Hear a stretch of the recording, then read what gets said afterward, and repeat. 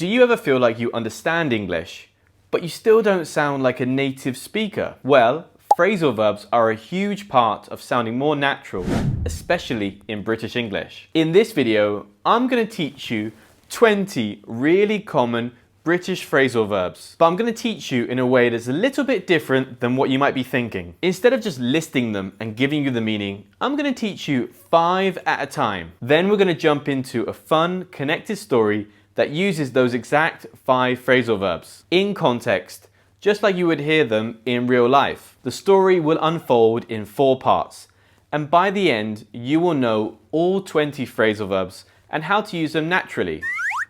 Did you tell them about that other thing? Ah, yes. Make sure you stick around until the end of the video, because there will be a test to test your knowledge of these phrasal verbs to see if you really understand what they mean. And that other thing? Of course. Also, with this video, there is a free PDF. All you have to do is click the link below. Anyway, are you ready? Let's get started. So the first phrasal verb we have is pop out. Pop out means to go out briefly, usually to do something quick, like run an errand. So you go out, go to the bank, go to the shop. It's a really common phrasal verb, anything with pop really, pop in, pop out, pop round. These are all really common phrasal verbs in the UK. An example could be, I'm just going to pop out and grab a coffee. Back in 10. So it's always going out for a short period of time. I'm not going to be long, only 10 minutes. The next one we have among these 5 is run out of, which means have none left. So we've run out of printer paper right before the meeting. Classic. You can run out of anything. Time, patience, petrol, toilet paper. The list goes on. Come up with, which means think of an idea, solution, or plan. So for example, she came up with a brilliant marketing idea during lunch. If you're quite creative or usually solving a problem, you'll use this one quite a lot. Come up with. Sort out, organize or fix.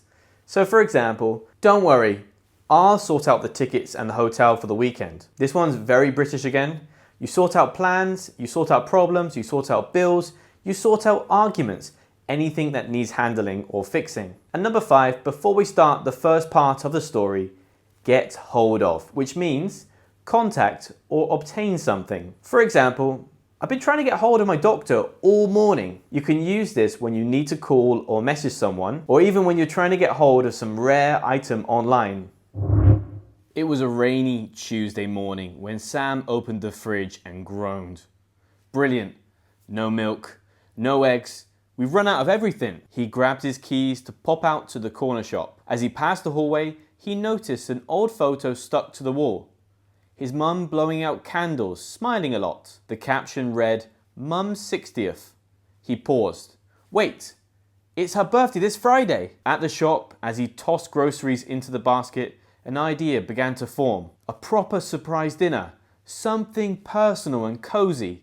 He'd cook, decorate, maybe invite a few family members. By the time he got home, he was excited. He called his sister Amy straight away. I've just come up with something, he said. How about a surprise birthday dinner for Mum? Amy didn't hesitate. Yes, we'll need to sort out food, guests and decorations. Can you get hold of Gran and Uncle Pete? Sam asked. Already on it, she replied. Leave the guest list to me. You can handle the cooking. Ready for the next 5 phrasal verbs?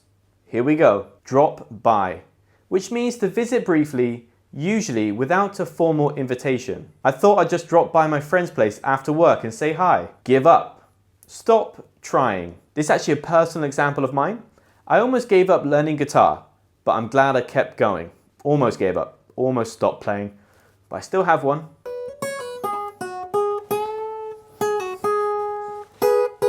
You can give up a habit, a goal, or even a game if it's not working out. Turn up, which means to arrive somewhere, often unexpectedly or without much notice. She turned up at the party 3 hours late. Classic Lisa. It can also mean something appears suddenly, like, my keys finally turned up under the sofa. I finally found them, they finally appeared. Put up with. Tolerate something, so usually something unpleasant or annoying. I can't put up with this traffic every morning. It's driving me mad. Driving you mad means it's making you angry or upset. So this one's all about patience. We put up with noise, mess, delays, you name it. So often these things that are quite annoying. And the last one before we jump into the story again, look through, which means to examine or check quickly. This could be something like papers or files. For example, I'll look through the report tonight and give you some feedback tomorrow. You're not really reading every single word, just scanning and reviewing it quickly. By Thursday evening, Sam had cleaned the whole flat. He wanted everything to be perfect. Amy was supposed to drop by with the candles and napkins, but instead she messaged, "No luck. I can't find pink candles anywhere." "Don't give up just yet," Sam wrote back. "I'll look through the cupboard as well. I think we might have some from last year." He rummaged through the drawers and boxes until finally he found a half-used box of pink candles. Just as he was lighting a test candle, the doorbell rang. Jess, their cousin, turned up holding a bag full of party hats and a homemade cake. "I figured you might be drowning in prep," she said with a grin. They all got to work hanging streamers and setting the table. But suddenly, loud drilling started from next door. The neighbors were renovating again. Sam winced and covered his ears. It was really hard to put up with the noise. "How do they still have things to fix?" he said. Jess shrugged. "Maybe they'll finish soon." Section 3, carry on, which means continue doing something. He just carried on talking, even though no one was listening. Why do I always make examples about my life? Anyway, it's also like a polite way of saying, keep going, like, please carry on with your story, keep going. Next up we have come round, which means to visit someone's house, usually informally. "Why don't you come round for a cuppa later?" "Why don't you come round for a cup of tea later?" Very common in the UK, of course, to go around someone's house for a cup of tea or a brew. You come round to someone's house, flat or place for a little chat, hang out, a little chit chat, chill out, relax or calm down in some situations. After work, I just want to chill out and watch a film. It can also mean don't stress, like chill out, it's not a big deal. Take off, to become suddenly successful or popular. His YouTube channel really took off after he posted that cooking video. Use this for careers, businesses, songs, anything that suddenly grows or explodes in popularity. Knock off, to finish work, especially at the end of the day, of course. For example, what time do you knock off today? Fancy a pint after? You might often hear in the UK, "I knocked off early on Friday," or "let's knock off and head to the pub." Very, very common.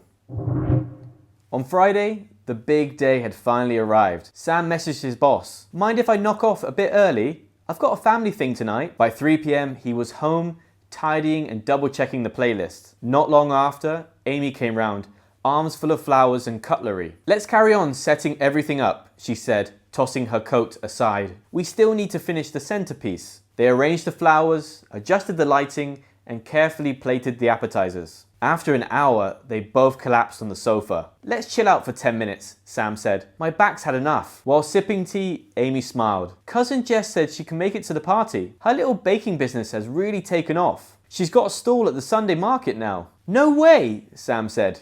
"Good for her." "Yeah. She's got orders every weekend." They looked around the room, candles lit, music ready, everything in place. "All right," Amy said, "let's get mum." The final 5, here we go. Pick up, which means collect someone or something. For example, "Can you pick me up from the station at 6? You can pick up a friend, your kids, a takeaway, anything you collect or go and get. Drop off, deliver someone or something. For example, "I'll drop you off at the airport on my way to work." Drop off is often used with transport, and you can obviously drop off a parcel, a package, or drop off the kids at school, for example. Look forward to. Feel excited about something in the future. "I'm really looking forward to the weekend. It's been a long week." And remember, this is an exception in terms of grammar, because after to, look forward to, we have the verb in the ing form. Look forward to, seeing you, going, whatever. In this phrase, after look forward to, the verb is always ing. Don't forget, catch up or catch up with means to reconnect or update. "It was great to catch up with my uni mates after lunch." Uni is short for university, and mates in British English means friends. The last one here we have is get on or get on with, and it means two things. It can mean to have a good relationship, or continue doing something. So for example, I really get on with my new neighbours. They're lovely. Or, let's get on with the presentation before we run out of time. Let's continue doing it.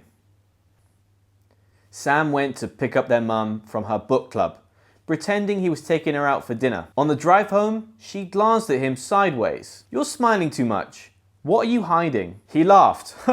"Nothing, just happy to see you." As they stepped inside the flat, the lights flicked on. "Surprise!" Mum gasped, hands over her mouth. "You sneaky lot." Everyone cheered and hugged. Gran, Uncle Pete, and Jess were already seated with drinks. Over dinner, they all had time to catch up on work, holidays, and gossip. Sam smiled watching his mum laugh with Amy over some old joke. "This was a lovely idea," she said. "I'm really looking forward to more evenings like this." Later that night, Sam offered to drop off Gran and Uncle Pete at their house. "I'm really proud of what you did for your mum today," Gran said as she got out of the car. Sam chuckled. "Thanks. I mean, Mum and I get on so well. I just wanted to do something really special for her." Okay, so now are you ready to test your knowledge on these phrasal verbs? It's time for a little quiz. So, what does run out of mean in the story? Pause the video if you need a bit more time.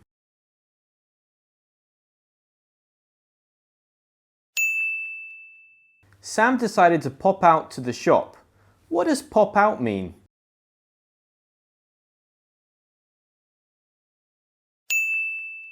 When Sam came up with the idea for dinner, what did it mean? What was he doing?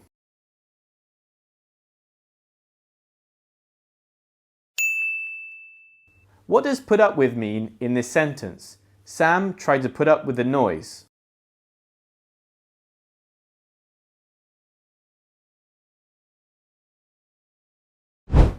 So, that's everything for this video. I hope you found this format really interesting. It's a great way to learn vocabulary through a story because you're learning in context. Don't forget to get your free PDF worksheet below in the description below. Just click the link and that's it. Also, if you want to continue practicing your English, click this video. Boom, boom, boom. Click it. Make sure you smash the like button and I'll see you next time.